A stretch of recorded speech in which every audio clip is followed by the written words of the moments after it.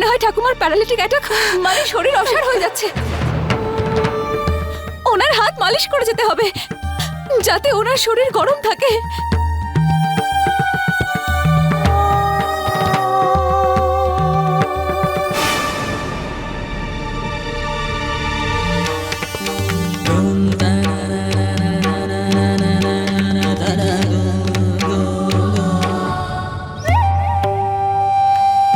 তোমাকে কে বলেছে এখানে আসতে?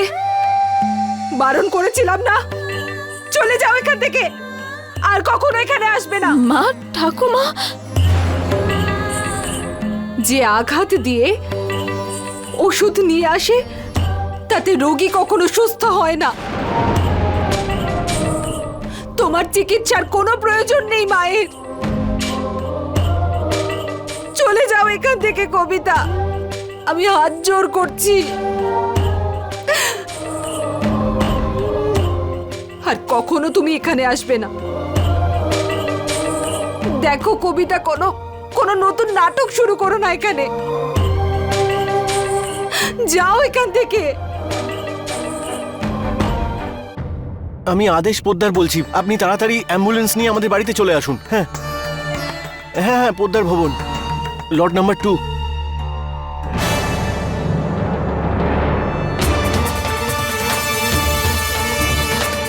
তুমি এখন এখানে দাঁড়িয়ে আছো, যাও না এখান থেকে, বললাম তো যাও।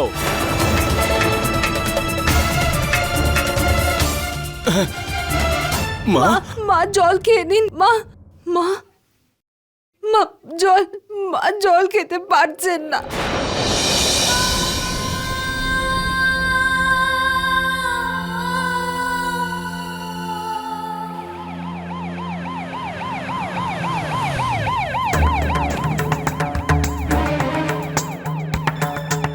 আসুন ডাক্তারবাবু, এদিকে।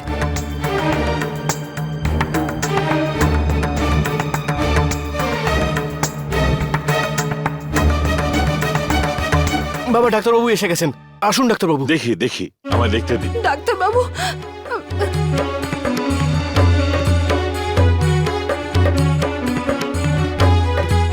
ডাক্তারবাবু, আপনি আপনি তাড়াতাড়ি মাকে হাসপাতালে নিয়ে চলুন। ওনার অবস্থা তো।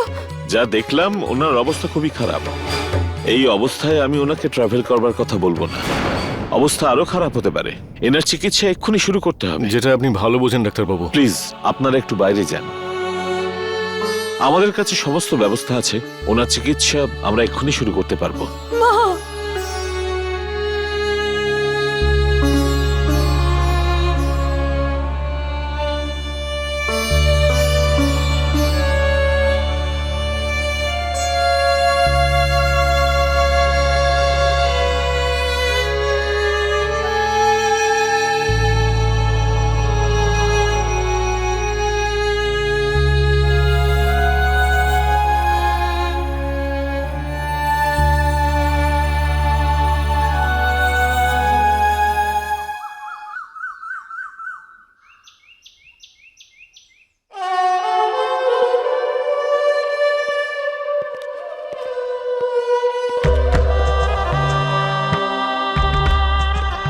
কি হয়েছে ডাক্তারবাবু?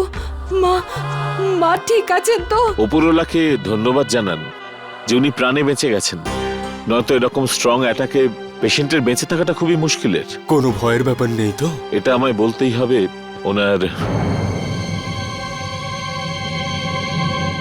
ওনার ওনার পুরো শরীরটা প্যারালাইজড হয়ে গেছে।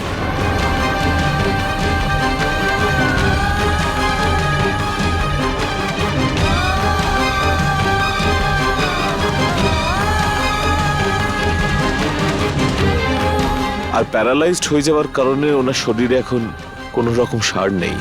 মা প্যারালাইজড হয়ে গেছেন? হ্যাঁ, এখন উনি কোনো রকম স্পর্শই বুঝতে পারবেন না। ওনার পুরো দেহটাই ফিলিংসলেস হয়ে গেছে।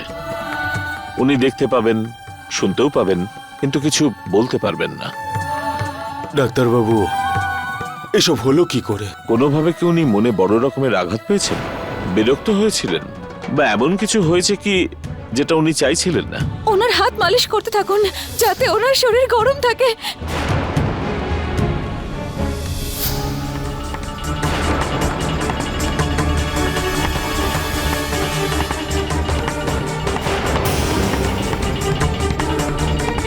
টেনশন করেছিলাম। এই বাড়ির লোকেদের জন্যই আজকে মায়ের এই অবস্থা হয়েছে। ঠিক আছে, যা হবার হয়েছে। তবে এ সময় খুবই খেয়াল রাখতে হবে। খেয়াল রাখবেন যে ওনার কোনো রকম মানসিক চাপ যেন না হয়, অথবা মনের উপরও যেন চাপ না পড়ে।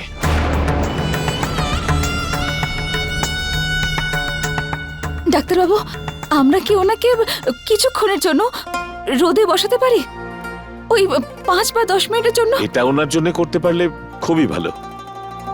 এর ফলে উনি আরাম পাবেন। আর ওনাকে টাটকা খাবারের সাথে লেবু আর কলাও তো খাওয়াতে পারি না?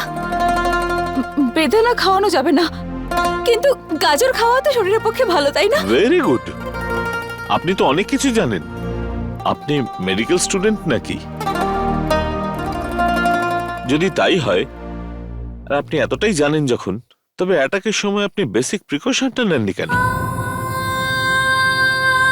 অ্যাটাকের সময় যদি আপনি ওনার হাতের তালু দুটো আর পায়ের তলাটা ঘষতে পারতেন, তবে ওনার শরীরের উত্তাপটা হয়তো থাকতো, আর পেশেন্টের অবস্থা এত খারাপ হতো না। তোমাকে কে বলেছে এখানে আসতে? বারণ করেছিলাম না? চলে যাও এখান থেকে। আসলে ওই যাকে যা হয়ে গেছে তাকে বদলানো যাবে না। প্রেসক্রিপশনে সবকিছু লেখা আছে। ওনাকে কি অয়েন্টমেন্ট লাগাতে হবে, আর কিছু ব্যায়ামও, যেগুলো করালে ওনার দেহের স্টিফ মাসলগুলো হয়তো আবার নর্মাল হলেও হতে পারে। এই নিন।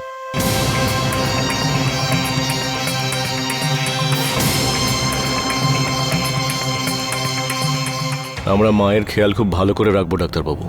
গুড। আমরা একটু ওনাকে দেখতে পারি? হ্যাঁ, অবশ্যই।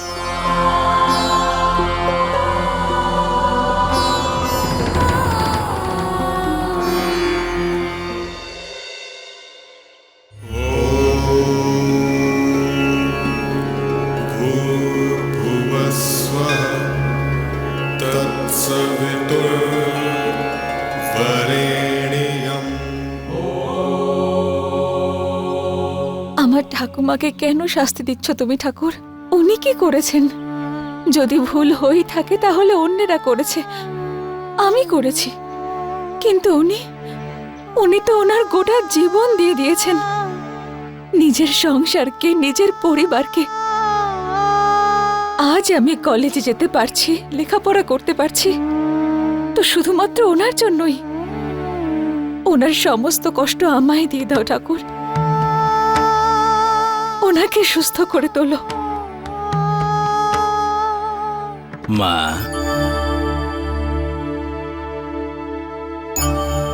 ঈশ্বর আমাদের সব দিক থেকেই সক্ষম বানিয়েছেন। হাত, পা আর মাথা দিয়েছেন। ঈশ্বরের থেকে শুধু এটাই চাও যে হে ঈশ্বর, আপনার সঙ্গ যেন চিরকাল আমি পাই। তবে কর্ম তো তোমাকেই করতে হবে মা। এই নাও মা, ঈশ্বর তোমার সমস্ত মনোবাঞ্ছা পূর্ণ করুন। সদা সুখে থাকো।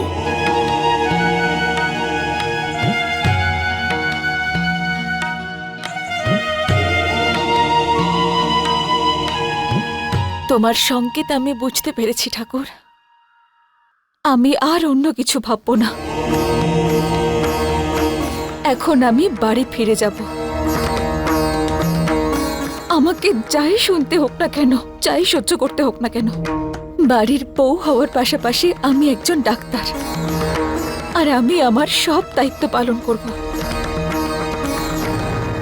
ঠাকুমা আমার উপর যতই রেগে থাকুন, আমায় যতই ঘৃণা করুন, কিন্তু আমি ওনার সেবা করব। আমি ওনাকে সুস্থ করে তুলব। আপনার যা শাস্তি দেওয়ার আমাকে দিন। ভুল যদি আমি করে থাকি, শাস্তিটাও আমাকেই দিন, কিন্তু মাকে ঠিক করে দিন। হ্যাঁ ভগবান, এই বাড়ি মাকে ছাড়া, ওনার আশীর্বাদ ছাড়া অসম্পূর্ণ।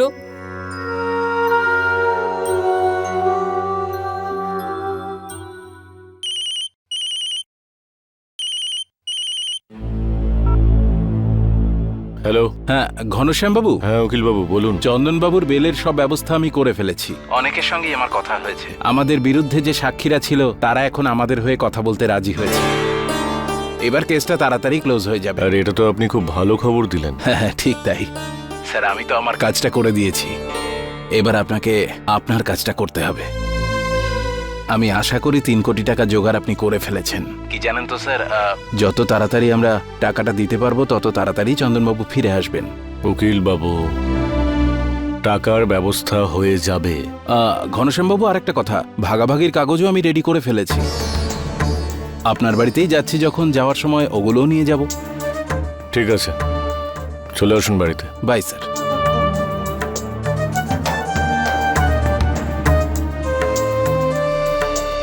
ঘনশ্যামবাবু এই পেপারসগুলো বানাতে বলেছিলেন, তাই চন্দনের কেসের ব্যাপারে হবে, দিন আমায় দেখি।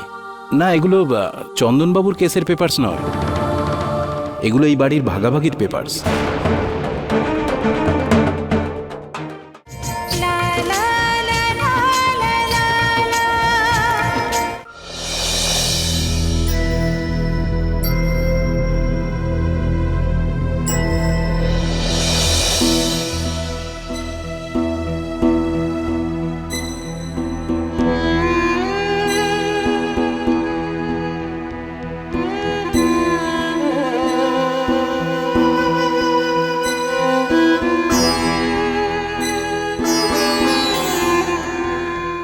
মা,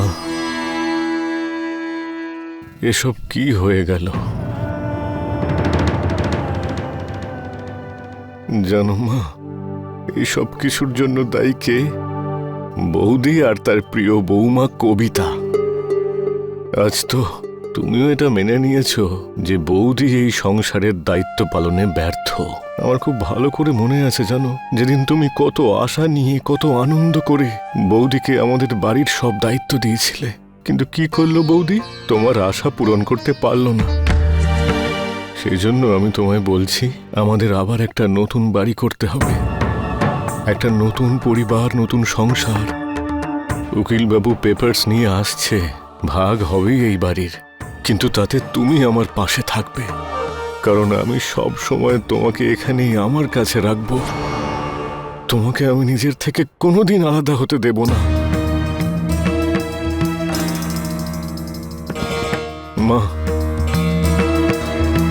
আমি জানি এটা সঠিক সময় নয় এসব কথা বলার, কিন্তু আমার বিশ্বাস যে তুমি আমার কথা বুঝেছ। শুধু তুমি একবার হ্যাঁ বলে দাও মা, রাজি হয়েছে।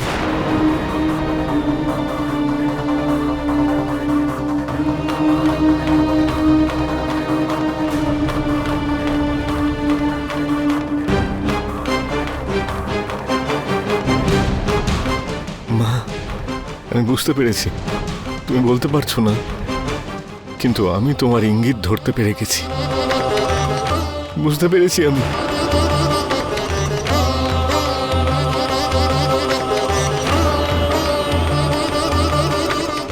বাবা, বাবা দেখলে তুমি, মা আমাকে অনুমতি দিয়ে দিয়েছে। আমার মা আমার পাশে ছিল আর আমার সঙ্গেই থাকবে।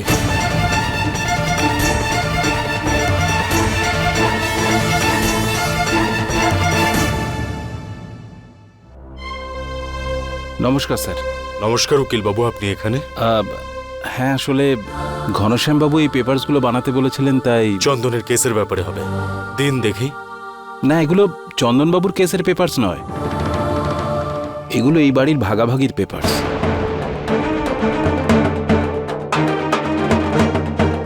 কাল উনি আমাকে সব ডিটেলস দিয়েছিলেন আর বলেছিলেন যে এই পেপারস রেডি করে ফেলতে। ফেরত নিয়ে যান এগুলো।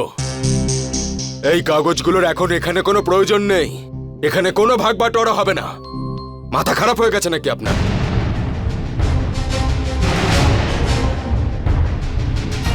মায়ের শরীরের এই অবস্থা, আরো বাড়ি ভাগাভাগি করছে।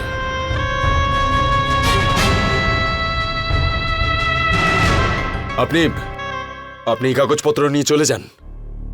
ঘনশ্যাম বাবুর সাথে আমি কথা বলে নেব। আচ্ছা। উকিল বাবু কোথাও যাবেন না।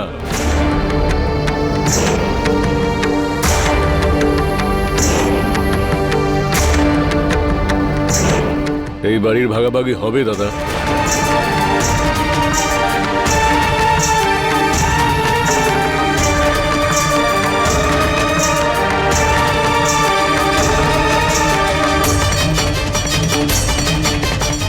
সইটা করে দাও বাবা।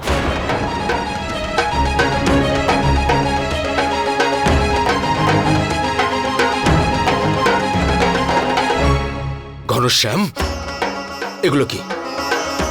বাড়ির অবস্থাটা একবার দেখ, মায়ের পরিস্থিতি দেখ। কি করছিসটা কি তুই? আমি মায়ের সঙ্গে কথা বলে নিয়েছি। আমি আমার মনের সব কথা বলেছিলাম মাকে। বাবার সামনেই মা আমাকে অনুমতি দিয়েছে এই ভাগাভাগি করার জন্য।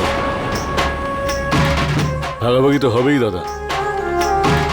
আমি আমার মাকে এই নরক থেকে দ্রুত বাইরে নিয়ে যেতে চাই, যাতে মা ঠিক হয়ে যায়। ঘনশ্যাম, চিৎকার চেঁচামেচি বা তর্ক করে কিচ্ছু লাভ হবে না দাদা। আমি আমার সিদ্ধান্তটা বদলাতে পারবো না। ভাগাভাগিটা হবেই।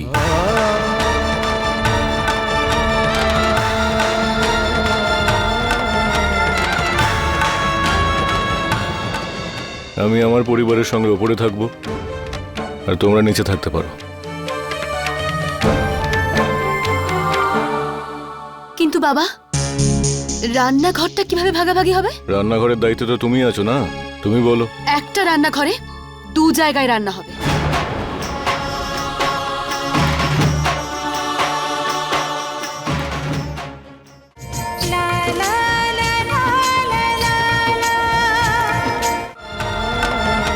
বাবা, সই করে দাও। ঠাকুরপো, কিচ্ছু বলো না বৌমা, ও শুনবেও না আর বুঝবেও না। করতে দাও ওকে, ও যা করতে চায়। কিন্তু বাবা, ঠাকুরপো, আমি হাত জোর করে বলছি, যদি আমি কোনো ভুল করে থাকি তাহলে আমাকে ক্ষমা করে দাও। বৌদি, বিষয়টা এখন মান অভিমান আর মানভঞ্জনের থেকে অনেক দূরে চলে গেছে। তুমি কিছু বলো না ওকে। আরে ও তোমার ছোট ভাই হয়, বারণ করো, আটকাও ওকে। না থামো তুমি। এখন আর ও ছোট নেই, আর আমি বড় নই। আরে ভাগ বাটোয়ারার কাগজপত্র এখানে এনে ও সমস্ত সম্পর্ক মুছে ফেলেছে। আসলে ভাগ বাটোয়ারা তো সমানে সমানে হয়, তাই না? এখন আরো সেই ঘনশ্যাম নেই যাকে আমি কান ধরে সঠিক রাস্তায় নিয়ে আসতে পারি। সেই অধিকারটা তো তুমি নিজেই নিজের দোষে শেষ করে দিয়েছো দাদা। আর তুমি আমাকে কি ঠিক রাস্তা দেখাবে? তুমি নিজেই তো ভুল পথে চলছো। বন্ধ করো এসব, বন্ধ করো। ধূত্র ফল হাজার মিষ্টি দিয়ে বাটলেও তা অমৃত হয় না। ঘনশ্যামের মনের মধ্যে যে বিষ আছে, আমাদের সবাইকে তা খেতে হবে। এই ব্যাপার নিয়ে তর্ক করে এ বাড়িতে অশান্তি আমি আর বাড়াতে চাই না। কোথায় দে বাবা। বল আমাকে, কোথায় সই করতে হবে বল। বাবাকে আটকাও না, না।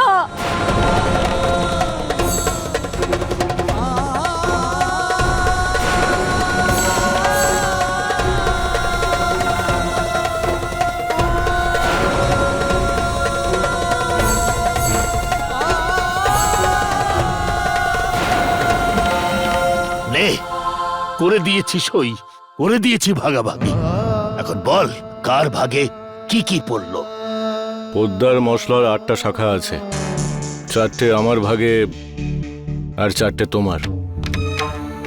মনিম মশাইকেও আজ আমি ডেকে নিচ্ছি, উনি এসে সমস্ত হিসেবপত্র করে নেবেন।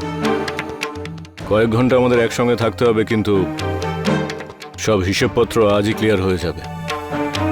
আর বাকি রইল বাড়ির ব্যাপারটা, তো আমি আমার পরিবারের সঙ্গে উপরে থাকবো, তোমরা সবাই নিচে থাকতে পারো।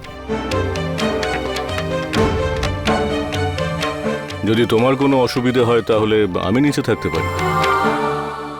কিন্তু বাবা, রান্নাঘরটা কিভাবে ভাগাভাগি হবে? রান্নাঘরের দায়িত্ব তো তুমি আছো, তাই না? তুমি বলো। একটা রান্নাঘরে 2 জায়গায় রান্না হবে।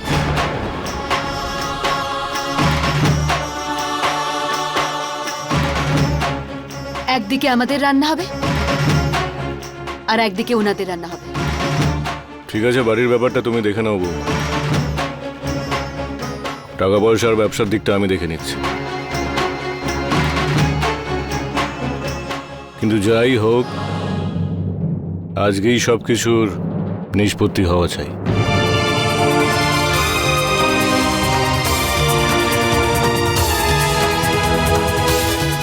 আজ যদি জয় এখানে থাকতো আমার নিজেকে এতটা অসহায় মনে হতো না। ও নিশ্চয়ই কিছু না কিছু একটা করতো আর এই বাড়ি ভাগাভাগি থেকে আটকাতো। তুমি তাড়াতাড়ি ফিরে আসো জয়। আমার সখা, এই বাড়ির ছেলে আমার স্বামীর খুব প্রয়োজন আজকে। ও থাকলে আজকে এই সর্বনাশটা হতো না। এখন একমাত্র তুমি সাহায্য করতে পারো ঠাকুর।